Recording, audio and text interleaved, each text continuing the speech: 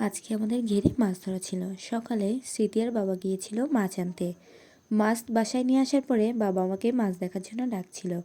তো বাইরে বেরিয়ে দেখি স্মৃতি মাছের ব্যাগটা নিয়ে আসছিল এবং ওর অনেক কষ্ট হচ্ছিল। দেখে বুঝতে পেরেছিলাম নিশ্চয়ই মাছগুলো অনেক বড় হবে। তো কী কী মাছ পেয়েছে আমার বাবা দেখি।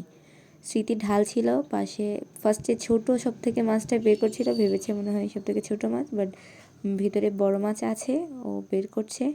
আমি কী কী মাছ এগুলো একটারও নাম জানি না, তো বাবা আমাকে বলে দিচ্ছিল। এটা হচ্ছে পুঁটি মাছ, যাকে বলে জাপানি পুঁটি।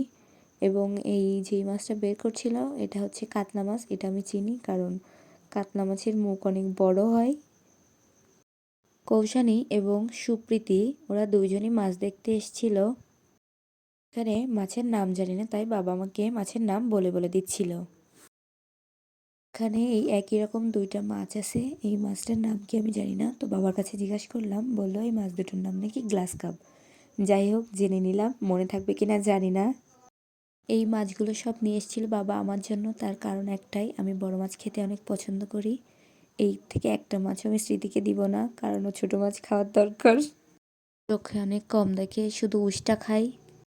অনেকে আছে যারা বলবে এরকম মাছ নিয়ে ভিডিও করার কি আছে, এরকম মাছ তো আমরা দেখি। তো তাদের উদ্দেশ্যে বলছি, প্লিজ উল্টাপাল্টা কমেন্ট করবেন না, আমি কিন্তু আপনাদেরকে উল্টাপাল্টাভাবে ধুয়ে দিতে পারি। আমার মাছের ডিম খেতে অনেক ভালো লাগে, তো স্মৃতিকে বলছিলাম দ্রুত বড় মাছটা কাটতে। তার একটাই কারণ, ভেবেছি বড় মাছের পেটে ডিম হবে।